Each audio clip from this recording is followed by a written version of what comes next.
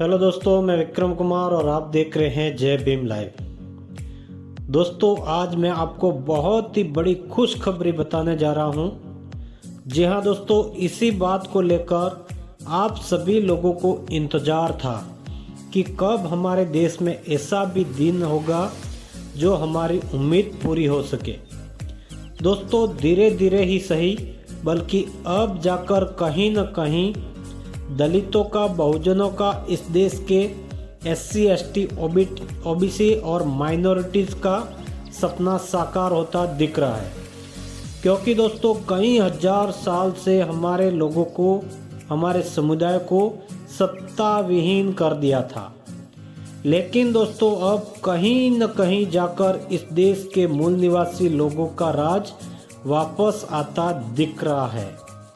तो दोस्तों, वीडियो शुरू करने से पहले हमारी आपसे एक छोटी सी रिक्वेस्ट है कि अगर आप हमारे जय भीम लाइव चैनल पर पहली बार आए हैं तो प्लीज़ चैनल को सब्सक्राइब जरूर करें। क्योंकि दोस्तों, यह चैनल दलितों का है, बहुजनों का है, SC ST OBC माइनॉरिटीज़ का है। दोस्तों, इस चैनल पर दलितों की, बहुजनों की खबरें व उनका इतिहास बताया जाता है। दोस्तों, आपके सब्सक्राइब करने से हमारा मनोबल बढ़ता है और हमें काम करने की ऊर्जा मिलती है। साथ ही बेल नोटिफिकेशन को दबाकर ऑल पर सेट कर देना, ताकि हमारे वीडियो की नोटिफिकेशन बिना किसी रुकावट आपको मिलती रहे।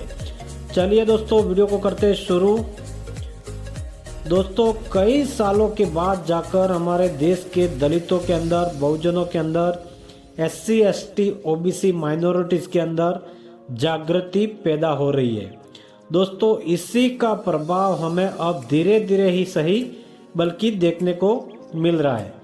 जी हाँ दोस्तों, हमारा बहुजन समाज कई अलग अलग संगठनों में बिखरा हुआ था। चाहे वह छोटा दल हो या बड़ा दल हो, वो सब जगह अलग अलग जगहों से अपने अपने स्तर पर रहकर लड़ाइयाँ लड़ रहे थे। लेकिन दोस्तों, अलग अलग होने की वजह से उनका लक्ष्य हासिल संभव नहीं हो सका। और दोस्तों, इसी का फायदा उठा रही थी ये तमाम मनुवादी पार्टियां, और बारी बारी से सत्ता पर काबिज हो रही थी।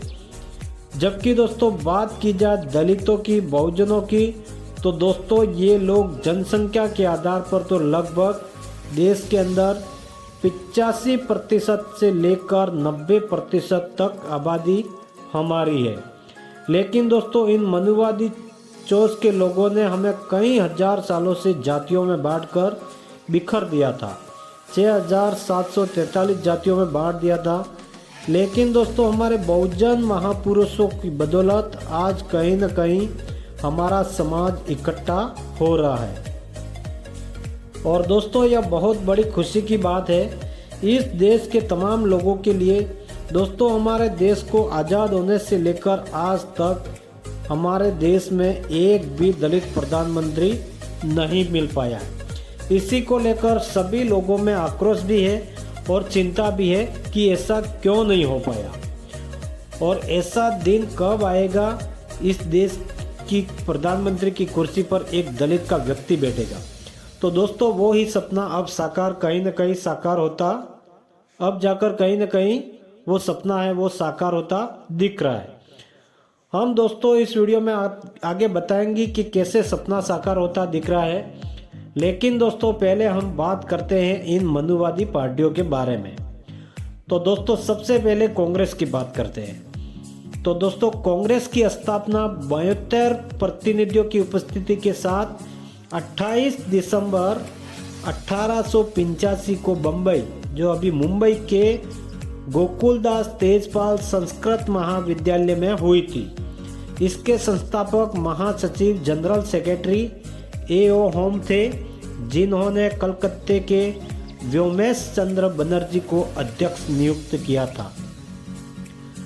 तो दोस्तों, कांग्रेस की स्थापना हुई थी 28 दिसंबर 1885 को मुंबई में।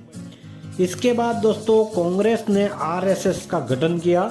राष्ट्रीय स्वयं सेवक संघ की स्थापना की 27 सितंबर सन 1925 में विजयादशमी के दिन डॉक्टर केशव हेडगेवार द्वारा की गई थी। तो दोस्तों, 27 सितंबर 1925 में कांग्रेस ने आरएसएस की स्थापना किया। इसके बाद दोस्तों धीरे धीरे राष्ट्रीय स्वयंसेवक संघ ने भारतीय जनता पार्टी की स्थापना किया। 6 अप्रैल 1980 में भारतीय जनता पार्टी की स्थापना किया आरएसएस के द्वारा, और अटल बिहारी वाजपेयी इसके पहले अध्यक्ष बने, बाद में वह भारत के प्रधानमंत्री बने। अब दोस्तों आपको समझ आ गया होगा कि इन दोनों राष्ट्रीय पार्टी का संबंध क्या है। ये दोनों एक ही रुपये के दो पहलू हैं। ये दोनों पार्टियां कांग्रेस और भाजपा दिखने में अलग हो सकती है, लेकिन दोस्तों वो अंदर से एक ही है। वो दोनों ही पार्टियां मिली भगत है। पब्लिक के सामने वो जरूर एक दूसरे पर आरोप लगाते हैं बड़े बड़े मंचों पर, लेकिन उनका काम काज एक ही तरह का है। ए गया तो बी आया और बी गया तो ए आया। बारी बारी से बदल बदल कर सत्ता पर काबिज हो रही है ये दोनों पार्टियां। जबकि दोस्तों देखा जाए तो इस देश के बहुजनों की संख्या तो 85% से अभी ज़्यादा है, फिर भी ये दो ही पार्टियां सरकार कैसे बना लेती है, यह बहुत ही बड़ा सवाल है। दोस्तों आप गौर करिएगा इस बात पर कि कैसे बार बार बारी बारी से सरकार बना रहे हैं, लेकिन दोस्तों कहीं ना कहीं हमारी आपसी मतभेद जातियों में बिखरे होने के कारण हम अलग अलग हो गए हैं और हमारे सबके रास्ते अलग हो गए हैं। हमारे नेता लोग जातियों के नेता बनकर मौज मस्ती काट रहे हैं, वो एक मंच पर आने को तैयार नहीं है। इसी का दोस्तों ये दोनों पार्टियां फायदा उठाती है, भाजपा और कांग्रेस। फिलहाल दोस्तों देखिए आप दोस्तों कि कैसे इन लोगों ने जाल बिछाई है पूरे देश के अंदर। एक ने बनाया है एनडीए गठबंधन बीजेपी वालों ने, और दूसरे ने बनाया है इंडिया गठबंधन बनाया है कांग्रेस वालों ने। अब दोस्तों एनडीए के गठबंधन में छोटे मोटे 39 राजनीतिक दल शामिल हो गए हैं और उसमें दलित समुदाय के संगठन भी शामिल है। और दूसरे का कांग्रेस का जो इंडिया गठबंधन है उसमें 28 दल शामिल हो चुके हैं छोटे मोटे, इसमें भी दलित समुदाय के संगठन शामिल है। अब दोस्तों चाहे इंडिया गठबंधन की जीत हो या फिर एनडीए गठबंधन की जीत हो, सरकार तो इन दोनों में से एक का ही बनना तय है। प्रधानमंत्री तो इन्हीं दोनों पार्टियों का बनेगा, चाहे कांग्रेस का हो या बीजेपी का हो। अब दोस्तों यहाँ पर दलितों को बहुजनों को क्या फायदा होने वाला है, कुछ भी नहीं। और ऊपर से उनके नीचे रहकर दबाव में काम करना होगा, क्योंकि उनके गठबंधन में रहोगे तो काम तो करना होगा।